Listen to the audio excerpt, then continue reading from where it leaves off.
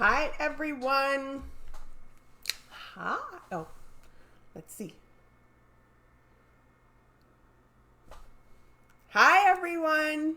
Yes. Okay. We have our 10-minute trial tips. So it's Wednesday. We're going to talk real brief today, but I got to give it a little bit for the video to get started and Facebook's algorithm to do whatever it does to tell people that we're out here. But I'm really excited today. I really, really am. I am excited about the things that the company is doing, and I'm excited about the pivot that we're doing. I'm not excited about how it came about, but I am excited about what's going on. So let's give it about another minute or so and see, if we get some folks to jump on. If not, we're going to talk about hearsay today. Yes, I know you are so excited and you almost your whole computer down. I know you did. You heard we're going to talk about hearsay today and you were like, oh my God, no, Tanya, I'm not doing it. It's not that deep. We're only going to talk about two exceptions and how they relate to each other. There are two common exceptions, and there are two exceptions that more people use than they realize. If you do any kind of wrongful death case, or if you do criminal, you definitely would be using this. But even if you don't, and you just do PI or something that has to do with medical records and statements to a medical doctor, this will be helpful to you too. So what am I talking about? I'm talking about the relationship between dying declarations and statements for medical purposes. So what are all these words? I know. So a statement for the purpose of medical diagnosis is an exception to the hearsay rule where availability doesn't matter. So that means if your declarant is there to testify, great. If your declarant is not there to testify, doesn't matter. The statement can come in once it meets the requirements. What are the requirements? That it was made for the purpose of a medical diagnosis or treatment, at least under the federal rules. If you're in Florida, we get crazy and we add certain requirements to it that you don't even want to know about. Like the person has to be unconscious in order for somebody else to make the statement, but we're not even going to dig too deep into that, okay? Let's use the federal rules so that everybody can understand. Under the federal rules, a statement made for the purpose of medical diagnosis or treatment is an exception to the hearsay rule. That exception allows you to get in a statement to an ER doctor, a treating physician, a nurse. It allows you to get in a statement to a friend where it's like, hey, I need to go to the doctor. I feel like I'm sick. So you want to get this statement in, but here's where it gets tricky. What happens when your statement is John shot me and you're in the ER, okay? Or John shot me and you're looking at a medic. Here's what happens. You now need a different kind of hearsay exception, or you have to put both hearsay exceptions together. So, what's the different hearsay exception? Dying declaration. The dying declaration exception applies to a statement regarding the cause of death and the circumstances surrounding death. The person doesn't actually have to die, but they have to believe they're going to die. So I used to be a fan of The Closer, the little show on USA or it was TNT with, I forget her real name, but short, blonde, and she was from Georgia and she had the accent and everything, but she was really good. They hated her when she first started, but she was really good. And there was one episode where she got a confession, because that was her thing, that she got defendants to confess. And she got a confession from somebody who was not going to die, but they made them believe they were going to die. We're not even going to talk about the fact that cops can lie. That's a whole nother issue, whole nother trial tip segment. But how and why did it work? If a person believes they're going to die, the statement that they make regarding the circumstances surrounding their death is admissible if they're unavailable to testify. So unavailability has 5 different options that you can choose from. One being that the person has a privilege.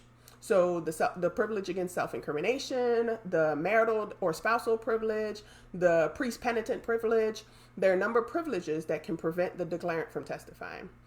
Or the person is actually dead.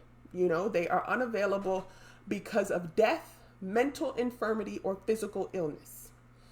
That's what the rule says. They can also be unavailable because they literally refuse to testify. No matter what happens, despite court order, they will not testify. They can also be unavailable because they're outside the subpoena power of the court. Now, if you're trying to offer the statement, but you created the unavailability, you can't get it. Oh, I'm sorry. The 5th one is their memory's gone, meaning they no longer remember. It could be due to a mental illness like Alzheimer's or dementia, or it could be traumatic brain injury where that part of their memory is now gone and they can no longer testify as to that statement and the circumstances surrounding the statement. These are your 5 options for unavailability. So the person has to be one of those. Usually with dying declaration, the person is dead. So that meets the unavailability requirement. So now I can get in the statement, John shot me, because it talks about the cause of death and the circumstances surrounding the death. So why do I bring that up? Because you can have a couple scenarios. The first is a wonderful MBE question. I know.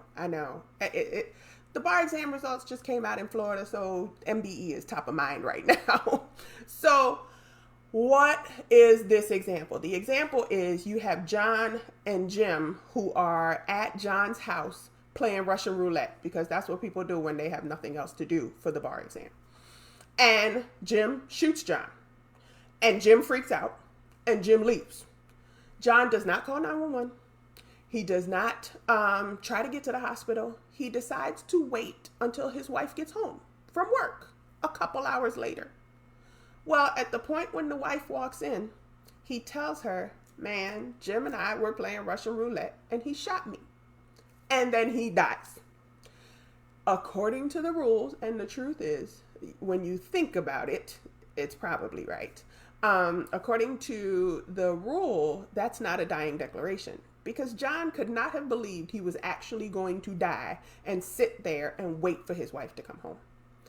On the flip side, if John calls 911 and is like, Jim shot me, I need help. Well, if he does not die, it doesn't matter. That statement is still admissible as long as he's unavailable. So how does this relate to the statement for medical purposes? Here's how it relates. Statements for the purpose of medical diagnosis, who shot John, is irrelevant. It's just the statement that is made for treatment. You do not need to know who committed the act in order to treat a gunshot wound. So I was shot is admissible under a statement for the purpose of medical diagnosis. John shot me is not. Why did I even go through this whole rigmarole with John shot me and the statement for purpose of medical diagnosis and dying declaration? Here's why. Choose your exception. You want to make sure that if you have a statement that you want or need to get in, that you have more than one option to pass the hearsay hurdle. Just because it doesn't fit in one box doesn't mean it can't fit in another. So you want to make sure that you are choosing your options and looking at all your possibilities to figure out what and how you can get this statement in. So I can get in the statement I was shot if that's the statement I have for a statement for medical purpose, for the purpose of medical diagnosis, if it's made to a physician or somebody to seek medical treatment. I can get in the statement John shot me under a dying declaration if the person is unavailable and believe they were dying when the statement was made. Once I understand how my exceptions work, then I can fit any statement into anywhere. And trust me, I have done it. I have wedged a statement into present sense impression where it's kind of like, is this really immediately thereafter? I don't know. But it's describing the event while the person was perceiving it. So I need to make sure that I understand how the exception works so that I can know which one I can use, and I can have a backup in case either opposing counsel or my judge doesn't accept that response.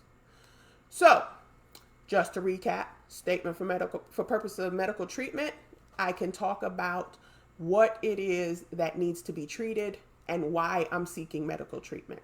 I can't talk about the person or the identity or what caused the issue if it requires me to make another statement that doesn't fit under there.